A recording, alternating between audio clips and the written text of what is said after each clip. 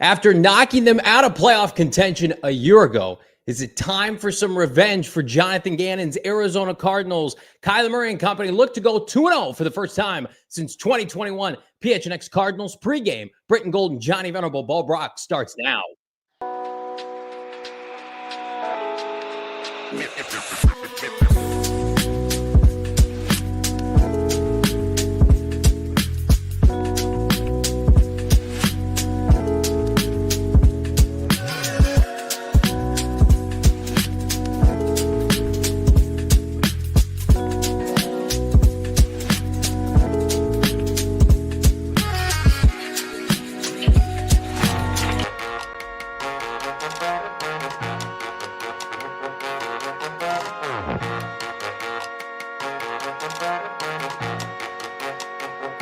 Hey, welcome in. From Studio K, presented by our friends at Circle K. The PHNX Cardinals podcast, your premier #1 Arizona Cardinal podcast, pregame show edition. Like and subscribe. Leave us the 5-star wherever you get your programming.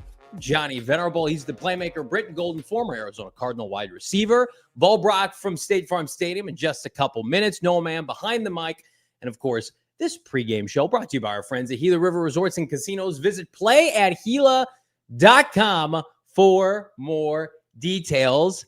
Brittan Golden, can we get a GD favor from one of these NFC West opponents in the early slate? What the hell's going on here? Oh, no. Devontae Adams just scored a touchdown just now, so the Rams are up now. So Seattle looked pretty bad in the first half, but then looks like they're gonna win now. Yeah, Rams up 27-16. They were losing at the half. Saints had every opportunity. They're down 26-14. Mac Jones, 3 touchdowns. Seattle up 24-17. Pittsburgh at least gets on the board with a field goal, but just an atrocious special teams snafu. Yes, my voice cracked in the opener. I'm upset. I've been yelling at my television all morning. This is why today's game is so important, friends. The NFC West is a bloodbath, and you got to be able to go in here and take care of business against a bad Carolina team. And Brittan Golden, that's where we start today. Bryce Young and company, I don't know if you knew this stat, 1-15 on the road. Bo Brock pointed it out before the show. If you're Kyler Murray, Brittan Golden, you can't be losing to Bryce Young at home today. No, not today, especially at home, especially with a record like that, 1-15 on the road, and especially to a team that, kind of put it to you last season. I think it's one of those where, like you said earlier, you have the opportunity to come into this new season and start 2-0. Right? You played a bad team last week and you squeaked by. You're playing a bad team this week. You need to make a statement this week. No doubt about it. Let's jump right in. Pre-flight. It's the inactives today. No real surprises, although we were tipped off by Tip Reiman's absence earlier this week.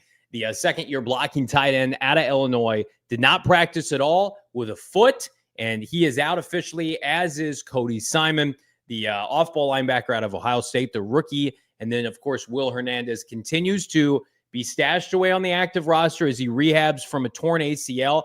And then we have 3 healthy scratches: Xavier Weaver, Elijah Jones, and Xavier Thomas. Semi Fioka comes up for the injured Joey Blunt, plays special teams. Of course, Keitrell Clark is active as well. So Arizona Cardinals, no real surprises, BG. And we're going to get right into it here on the Bird Gang Blitz portion of our show. We're awaiting Bo Brock, who's going to jump on just a little bit from State Farm Stadium. Tip Reiman's absence.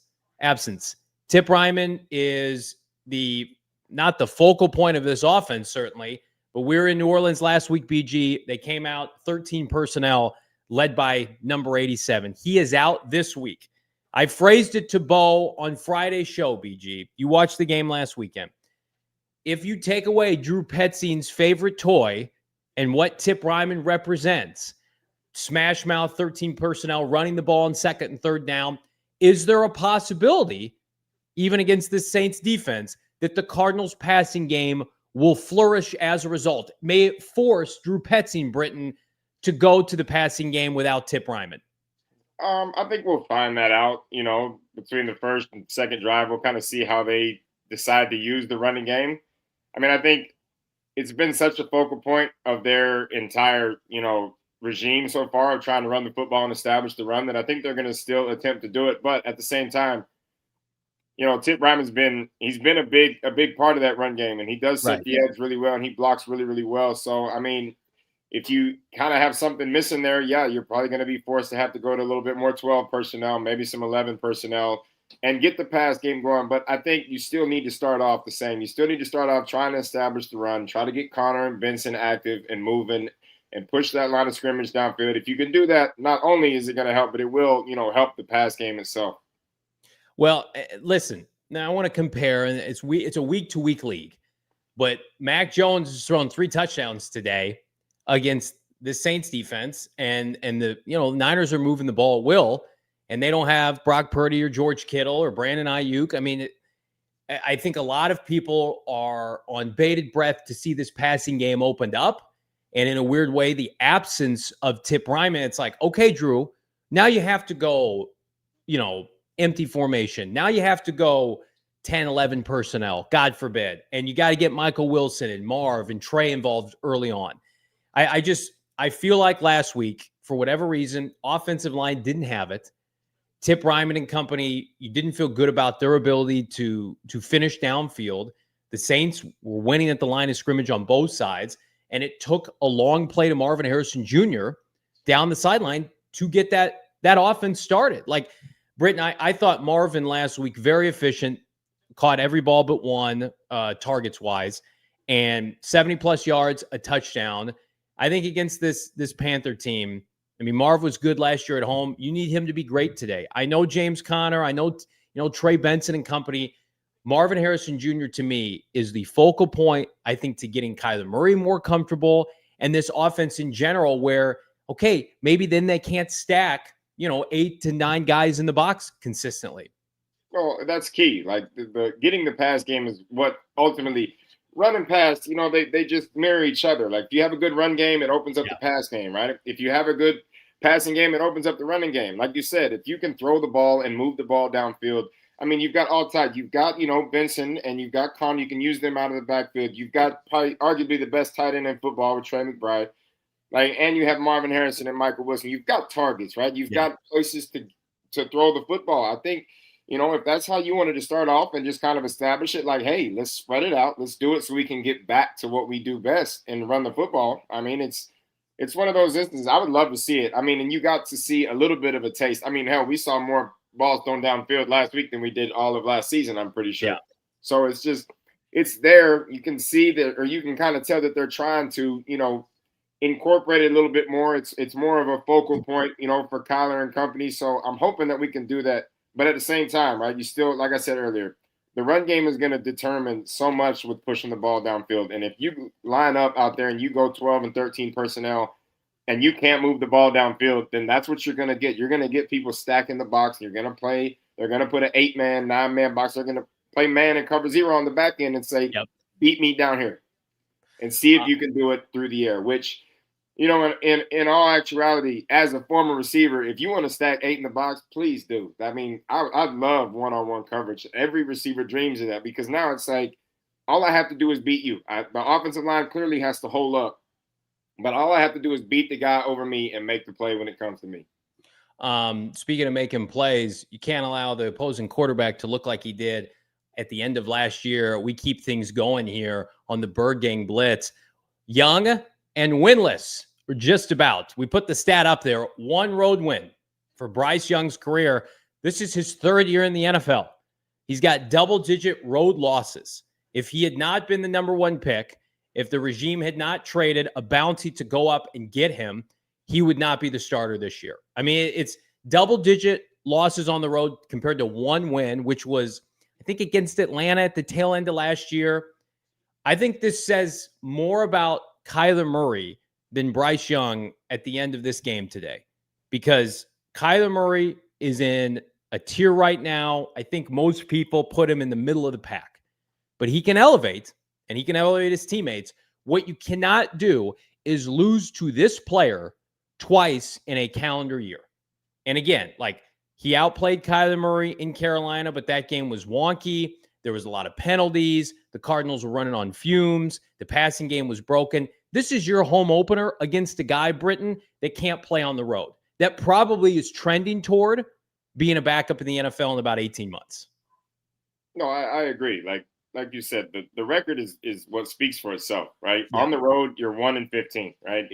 You're basically a walking loss on the road, right? You as a Cardinals organization, you have to look at that. You have to see that. You have to understand, like, what can we do defensively that we can get him off the rocker to begin with. We need to find ways to disrupt everything, make him uncomfortable, make him throw us the ball. And it's just one of those things. And then on the flip side, as an offense, Kyler has to come out and be like, look, I have to come out and I have to be the most dominant quarterback on this field today. I have to make the right throws. I got to make the right reads. I got to get us in situations that are successful. And I've got to come out where everybody leaves that saying Kyler dominated this game. Right? We're not even talking about, Bryce Young after this game is over, right? I mean, if we are, we're talking about his 16th loss on the road. That's what has to turn out today.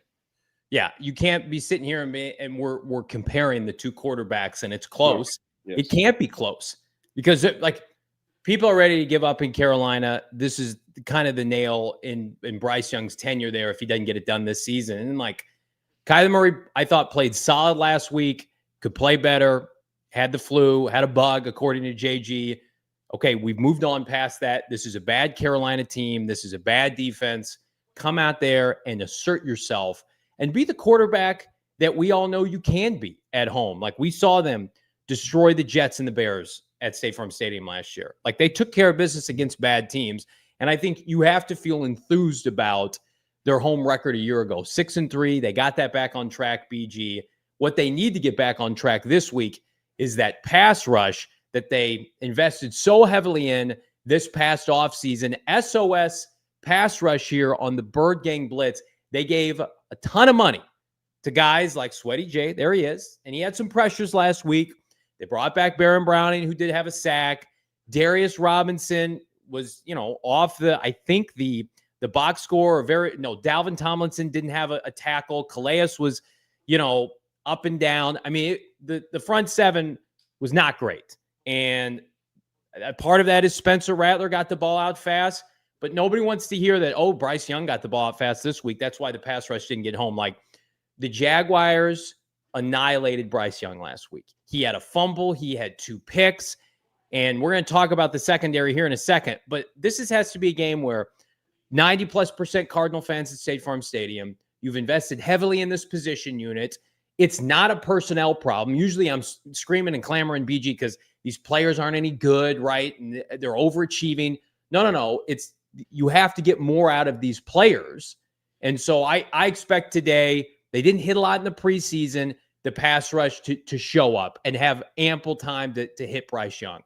Well, I agree. And like you said, you did. You went on the offseason, you did something, right? You signed a Super Bowl champion, a guy that made a lot of splash plays in that Super Bowl to begin with, too. So you got that. You brought Calais Campbell back. You have Dalvin Tomlinson.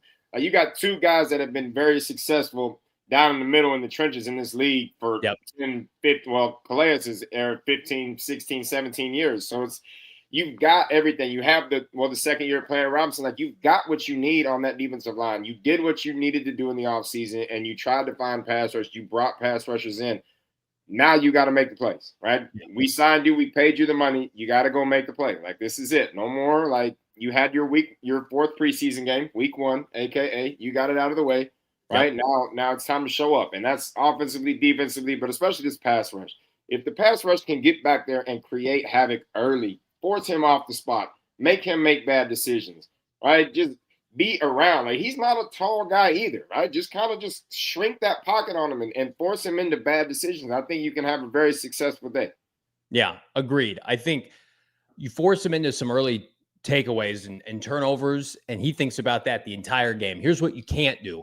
You can't let him get comfortable. You can't let him sit there and think, well, I can hang with these guys for 4 quarters.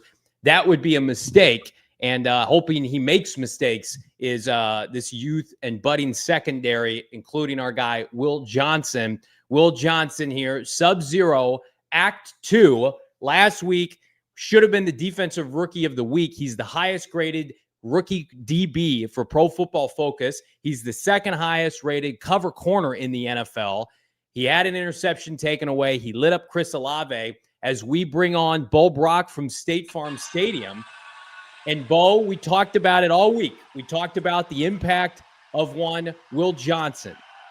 I think, again, a lot of people are assuming, oh, he could go back down to earth this week, last week, welcome to the NFL moment, and then kind of settle in. I think Will Johnson against Bryce Young and Tedero McMillan and Xavier Legette, I think he's going to be back to doing what he wants to do at State Farm Stadium today. Absolutely. BG, great to have you back, man. I was listening. You sound awesome. I love the background. That jersey's elite. Look, I completely agree. I think if there's going to be some maybe learning curves here or some lumps that he's going to take, it's going to have to be down the schedule. It's not going to be against Spencer Rattler. It's not going to be against Bryce Young. I think the opportunity maybe to kind of start fast is there for a guy like Will Johnson. And to kind of piggyback on your conversation you guys were just having, I think that Bryce Young isn't capable of being a guy that's going to be able to carry them to a victory. I think a lot has to go, like last game against this team, where Chuba Hubbard's going to have to carry the load on the ground game. So you got to slow down the run and then also maybe make Bryce Young make some mistakes, and Will Johnson's a big part of that.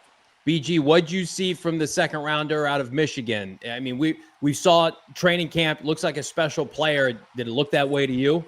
He did week one. I mean, the poise, right? I mean, you put him in a situation, yes, you played preseason games, understandable, but, week one hits, right? This is real football now. This counts. This is where it comes into play. So, I mean, where he came out, he came out with a sense of urgency last week.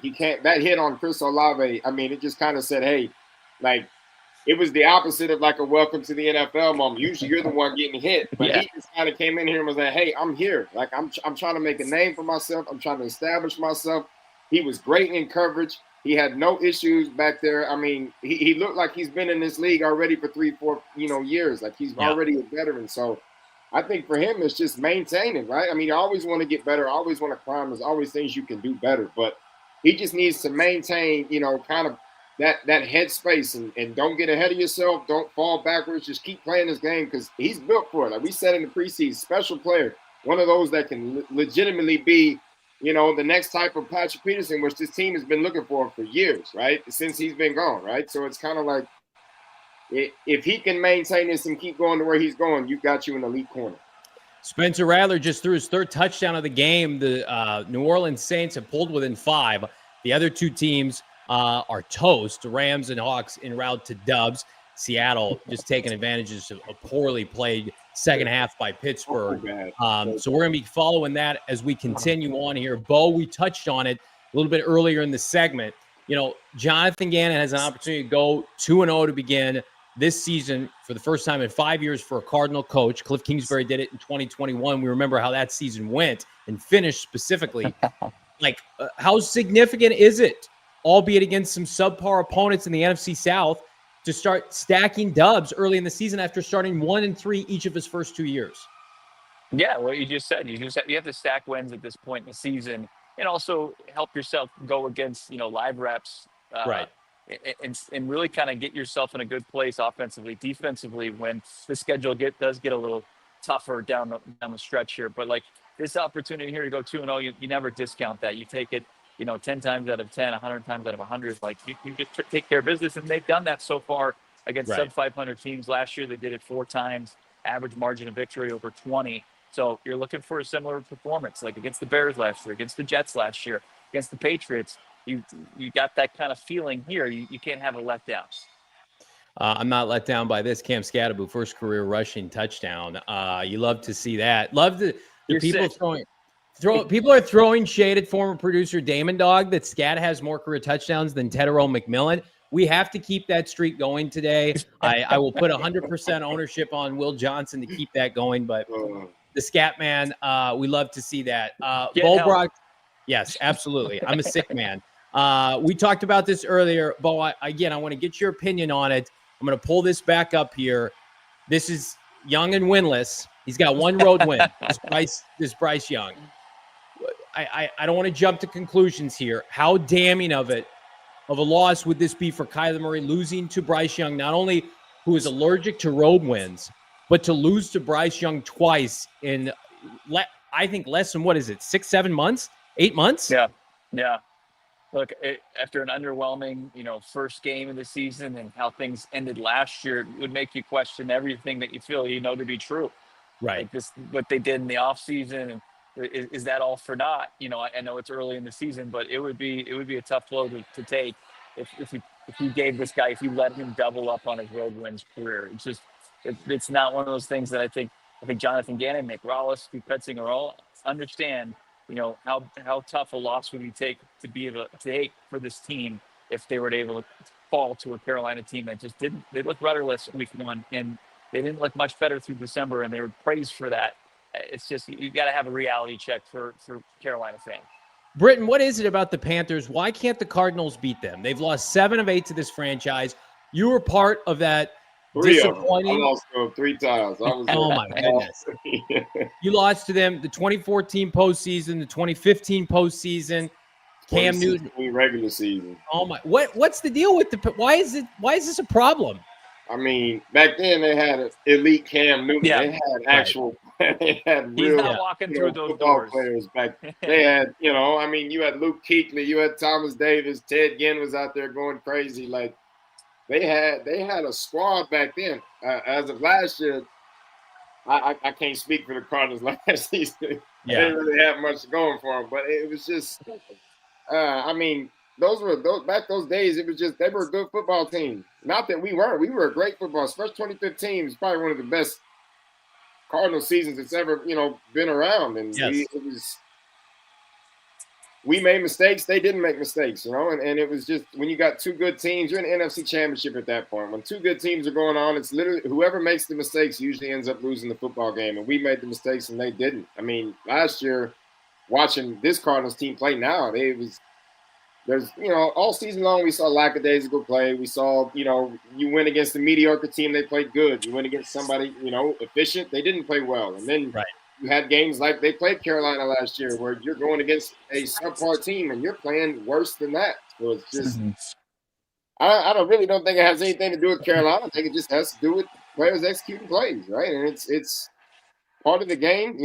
We can blame coordinators, we can blame coaches, but at the end of the day, right, even if the coordinator and all that, even the play calling's bad, players still got to execute the plays. And this is one of those games where, like Bo said, starting 2-0 against NFC opponents, these are NFC wins, right? It doesn't matter how bad they are, but it's an NFC win. This is one of those where you have to go out, you need to dominate, you need to set the tone early, and you need to make a statement. The Seattle Seahawks have intercepted Aaron Rodgers. That game is toast. The New Orleans Saints have gotten the ball back with 4 minutes left with a chance to take the lead over San Francisco. You absolutely love to see that. Team Spencer Rattler, 3 tutties today. Looking pretty good. That's right. Looking pretty good on the betting scene as well with our friends at Bet365. Let's tap that app. I'm going to defer it to my co-host here. This is my co-host, Bo Brock's tasty little parlay presented by Bet365. Never ordinary. Use the bonus code PHNX365. Sign up now. New customers, $300 in bonus bets when they bet just $5, win or lose, on a deposit of $10. Bo, what do you like this week? A little James Conner over-under. That's right. I mean, look, you've given up 200 yards in 7 straight games. That's what Panthers' rush defense has. Give me James Conner over as far as his rush yards, maybe an anytime tutty. Let's just sprinkle that in potentially. It's not on the official card here, but I like it. And by the way, I'm honored. Thank you for giving me a sword here after you had a pretty solid season opening performance. Appreciate the Cardinals covering the 6.5 this week against the Panthers. I gave you the stats from last year against sub 500 teams, and the Cardinals took care of business at home. I think they can cover that. They should be able to cover that. Even with the subpar performance last week, they covered that. So look for them to do it in back-to-back weeks and then finally bringing it back. I think that's a lot of points for the Cardinals to have to kind of really take care of here. So I'm going to take the under here as far as total 44.5. But look, you always like to bet the over. If you want to do that, I'm not going to blame you, but I like it on my card. Plus 700 it comes out to. Let's put it all together and win some money this week. Really poor effort by the Saints. They go 4 and out. I don't think they picked up a yard. And so that game's over. So that's a big fart in the wind. What's not is our friends at Bet365. If you or someone you know has a gambling problem, wants help, call 1-800-NEXT-STEP. Text NEXT STEP to 53342 or visit problemgambling.az.gov for more info. I also want to remind everybody right now, check out our friends at Rally House. Rally House, again, game day threads brought to you by our friends at Rally House. The setup out in Glendale is elite. I've already heard people going out to Rally House today and picking up not only their game day threads, but their rivalry uniforms as the Cardinals take on the Seahawks on Thursday Night Football in these rivalry unis. Check them out right now with our friends at Rally House. As we go to put a bow on this post-game show, Cardinals kickoff in less than 10 minutes here. Going to go around the horn. BG, I'm going to start with you. Bo and I gave our official score predictions with Noah Mann on Friday's show. How, what do you feel like is the vibe going into this game from a final prediction score standpoint? I think based off that performance of last week, right? It was very, up and down on the offensive side. You saw some big plays, but you just didn't see consistency. I think this is a week where, it's another mediocre football team that's coming into play, and you're at home, right? It's going to be mostly Cardinals fans in this building, you would hope. I can't imagine there's a million, Carolina fans out in the area, but you've got the home crowd, right? You've got everything behind you. I think you go out, start big. I think this is a day where you got to put up 25, at least 20, 25 points today. So I think they put it up. I think the defense steps up. I think this is one of those, maybe 24-7 type games, 24-6, right? 2 field goals by them. Try to keep them off the board with a touchdown. Bo, any changes to your prediction? I know you went heavy in the paint with sure. I think, what'd you go? Did I go a 30-burger? I think I did. You did. Yeah. You went 2-touchdown dub, 27-13. You sticking with that? I am, if not going a little bit higher with the Cardinals, but I'll stay here. I want an emphatic win like week 2 last year against the Rams, where they won 41-10 and just completely boat raced their opponent. I mean, I think that would go a long way for the Cardinals. We got the anthem coming up here, but I think that there's no excuse here to not come out of here with a W. I'll double down. I think the Cardinals win big. I think they eclipse 30 points, and I think they get a defensive touchdown. I clipped it. I put it on Twitter. Roast me if it doesn't happen and this defense doesn't play well. I think it will. This defense under JG at home, really the last calendar year has been outstanding. So I'm gonna continue to roll with that. We're gonna roll with you in your super chats here. AZ Cats G, $5. Go Cardinals. Let's get the win. But let's see T-Mac get at least 2 TDs today. BTFD. No thanks, go. We can let T-Mac have a garbage time touchdown. How about that? But not while the game is in jeopardy. And I like T-Mac a lot. Tedero McMillan had a nice debut last week against the Jags. But anything that you saw from Tedero McMillan last week, BG, you like him as a player? I do like him. I mean, he was arguably the best receiver in college football last year, and I think he's a really good addition. I think he just needs somebody getting the football. It's going to be real tough. Like, it's going to be tough in Carolina right now without a elite quarterback out there. But I mean, he made the plays that were thrown to him last week. So I mean, hopefully we can keep that to a minimum this week. But I mean, I think he's a really solid. He catches the ball really well. He runs really good routes. I mean, he's got all the intangibles. He looks the part, and he makes he's a playmaker. Somehow the Saints have the ball back. The Niners had a depressing drive where they went backwards with Mac Jones. So Spencer Rattler going to get one more crack at this. Down 5, needs a touchdown to win. He tried to do it last week, and so he probably feels a little bit more comfortable trying to pull this off, Bo Brock. We've got Evan, $9.99 super chat. Been watching the pod the last 2 years, not signed in SRY. I'm not sure what that means. We appreciate the $10 super chat. Maybe sorry, but don't be sorry. Welcome. Yeah, you're not sorry. There's no reason to be sorry. This is a great year, by the way, to become a diehard, to join our supporters group. You guys see I'm being spammed with chugging emojis in the chat, which, listen, it's a necessary evil right now. But right now, the Cardinals, we assume, are going to be a very competitive, dare I say, postseason team this year. Supporter clubs are a great way to show your support for what we do here at PHNX Cardinals. As it says on there, true sicko level stuff. I've been told by leadership, which I have to pass this messaging on. I don't want to. The more supporters we get, the more embarrassing emojis for myself and hopefully eventually Bo Brock. So we have a catalog. I've been told I haven't approved these. They don't ask for my approval of embarrassing emojis. It's just $5 a month. Become a supporter today, Bo. I love it. Look at Monty Austin Force Burner just dropping it. Just making good use of that. Appreciate that. Yeah, B's saying chat bowling JV right now. It's perfect start to week 2 in the home opener. Dana ball knower, $2 to the game, edge play and throws in rhythm. Oh, keys to the game, absolutely. Contain Bryce Young, who ran for like 70 yards the last time, and then throwing in rhythm for Kyler Murray, which, again, I thought he looked pretty good in the second quarter of last week, and then they kind of ramped it down in the second half. How about this? $20 from our guy Shaft. Love Shaft. Nice. I call Shaft the king of fantasy football here at PHNX Sports. Is $20 enough to buy a win today? Sure, hell better be, Shaft. We need a win today, and the defense needs to have a good game. I think that's good mojo. $20 is $20, as Alberto says in the chat. And listen, it's not for the lack of trying here. We're trying to will this team, BG, to take advantage of a soft schedule. Bo and I touched on it on Friday. The Cards are gifted now a relatively soft schedule to begin the year. They can't screw around, especially in the loaded NFC West. No, I agree. This is like we said earlier, this is one of those things, right? You got two not so great teams that you get to start the season with. These are two games that you need to come out week 2 with a 2-0 record. You need to win the games you're supposed to win. So they only set you up, down the line when playoffs start coming into contention, especially because they're both NFC opponents, right? It's just going to set you up good. So you've got to win these games. You need to win them handily. Like, they need to come out and make a statement. I've said it 4 or 5 times today, but you need to come out today and let people know, like, hey, last week was kind of a fluke. We weren't very good. We didn't come out consistently, but this week you need it. You're at home. You got the home crowd. It's time to make some plays.